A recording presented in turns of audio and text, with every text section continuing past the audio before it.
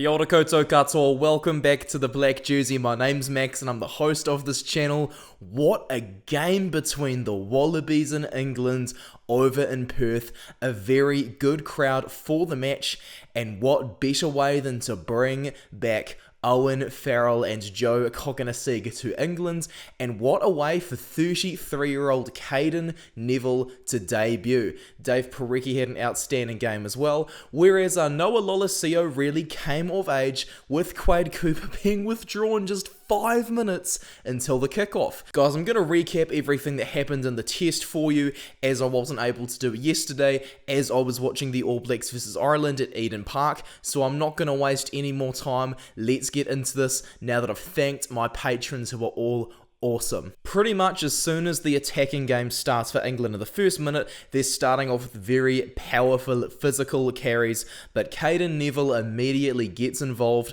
on his debut and wins a turnover as his first action in a gold jersey. In the 4th minute, we've had quite a lot of scrum resets, and Freddie Stewart does get an England attack going again. They're able to target Australia's aerial ability to get themselves going forward. Tom Curry, just a minute later, wins a turnover right off Noah Lolesio, who collects Danny Keir's box kick, and Owen Farrell, on his return, opts to take the 3, though Courtney Lawes is the England's captain for this match. The scoreline goes out to 3-0 for England to open the match, and I notice as the first half is going on that England's attack is also looking a lot more creative with Farrell involved. By the 15th minute, the Wallabies have brought some pretty strong physicality into England's half, but they lose the ball and Cokanasiga beats 2 defenders on England's way to getting out of their half. In the 19th minute, they've continued to recycle the ball very well and allow Curry to make a clean break before Marika Koroibete, back from Japan, makes a try-saving tackle on Joe Marchant. England go wide and attempts to run on the right wing, having gone through on the left, and Michael Hooper found off his feet, trying to bail his team out with a turnover. The score goes up to 6-0. The penalty's right from out in front, so England are really getting the upper hand at this point. And in the 21st minute, things go from bad to worse for the Wallabies. Tom Banks is replaced by Jordan Bataya, as he has quite a bad landing and breaks his forearm. I'd say he's going to be out for at least 6 weeks. England's scrums collapsed though by the 23rd minute by Alice Genge, and you can see that up front is where the difference is starting to be made, and the Wallabies are starting to get more confident in bringing themselves back.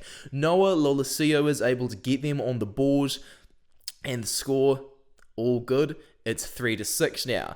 Owen Farrell does miss his 3rd penalty as well, so the score stays level by the 34th minute. By this time of the game, things do get quite tense as there's a bit of a low-scoring effort going on. Johnny Hill gets yellow carded for pulling Darcy Swain's hair in the middle of them all, and Swain doesn't exactly have a best reaction to Johnny Hill's behaviour. Swain pulls him out off the maul, and Swain punches him with the chest and then headbutts him.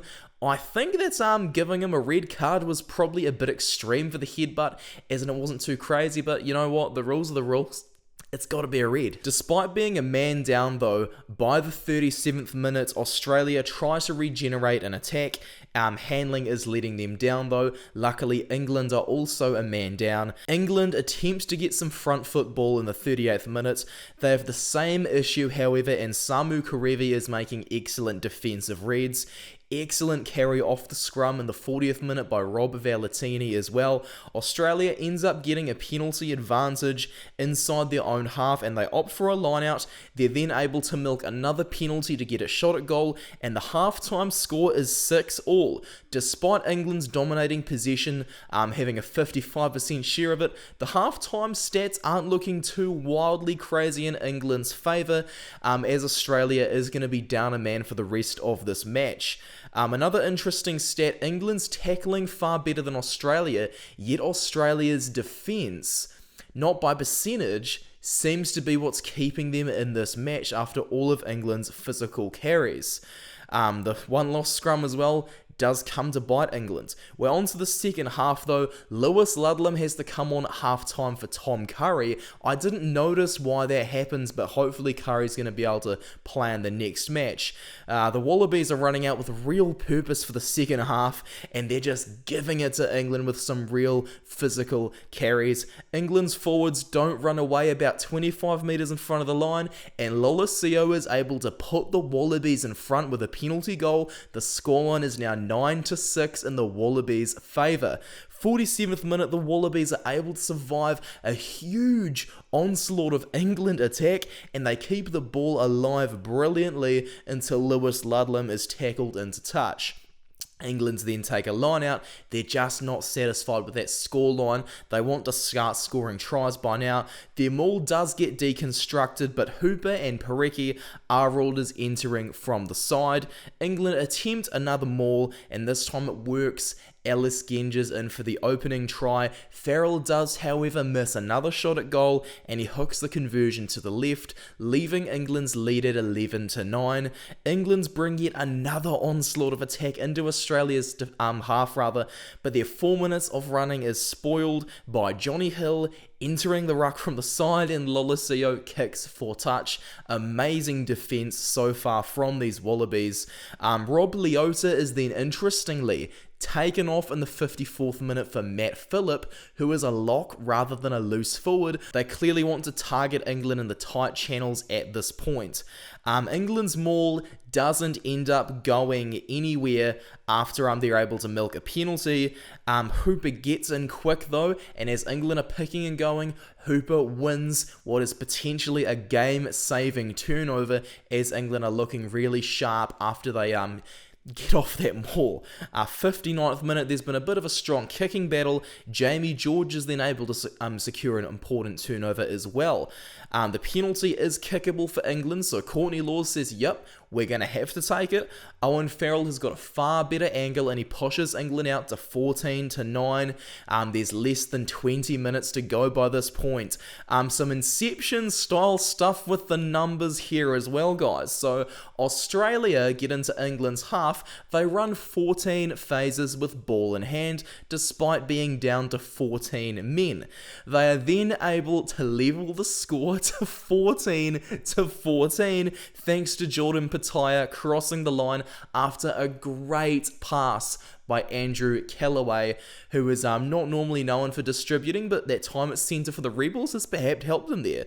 Lolosio then shows nerves of steel to kick the conversion for the try. The scoreline is now 16-14. England's just choose to, you know what, let's play the game of territory. In the 67th minute, Michael Hooper picks up the ball after Callaway takes Marcus Smith's bomb kick. Hooper then receives a shoulder to the head from Billy Vunipola. This is a massive moment for the referees. They both find that, the ref and the TMO of course, they both find that Hooper and Vunipola are down low each, so Vunipola is only getting a yellow card. Had it been a red for Billy Vunipola, yeah, that probably wouldn't have suited him very well, as he's only just come back into the team after being dropped for a wee while. The Wallabies are then able to take advantage of the fact that the numbers of player on the pitch is level per team. Jordan Pataya is able to tackle Freddie Stewart into touch, giving the Wallabies a line out from just 5 metres from England's try line, and Falau Fainga'a, he peels away from the maul and crosses over to score what could be the game-deciding try. Lolosio's kick then makes the scoreline 23-14. Everyone thinks, bro, this is unassailable from this point, but boy, do we have some interesting stuff to come. England's then carry similarly in the 73rd minute, to the 2019 World Cup. The pace is insane, but spoiled. Pete Samu wins the turnover. After many set-piece resets, James Slipper is able to collapse the English scrum, a bit of a talking point we'll have for them since Joe Hayes didn't even come on.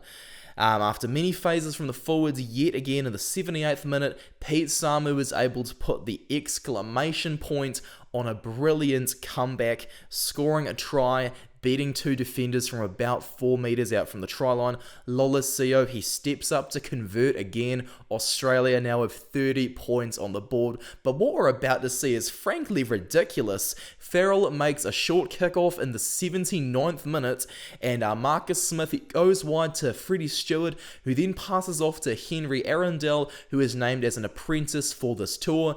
Arundel has just come on the field, and with his first action in Test rugby, he's able to beat two defenders and score a try with his first ever touch of a ball in a Test. Amazing stuff. Farrell converts quickly so they can get a bit of I guess, better psychology ahead of the second test. They know they're not going to win at this point, but here we go. Noah Lolesio in the 80th minute. He tries to intercept another pass out wide from Stewart to Arundel, and he's yellow carded. England's don't muck around. They make strong carries straight off their line out. The forwards have got it, and Jack Van Portfleet, I hope I'm saying his name correctly this time, he's on debut as well. He also scores on debut, so congratulations to Van Portfleet. And Owen Farrell converts the goal to make the scoreline's final result a 30-28 win for the Wallabies. And as we can see, despite England having the majority of possession, Australia was still able to get a win because that defense, spot on, pitch perfect, excellent stuff. I did not think the Wallabies were going to win this series, but all of the hard work Dave Rennie's put in behind the scenes, it seems to be coming to fruition a lot quicker than I assumed it was going to. So hats off to Dave Rennie for coaching a winning mentality into this young team of Wallabies, with the exception of Slipper, Neville and Hooper, who are all seasoned veterans by this point. So yeah, congratulations to Australia, my arch rival, for winning this test. And once again, a big thank you to my patrons. My next video is going to be a collaboration with Haka Time Rugby reviewing the All Blacks versus Ireland match, so make sure to check that one out. Thank you very much for watching my channel, guys. It's been a pleasure. I'll see you next time.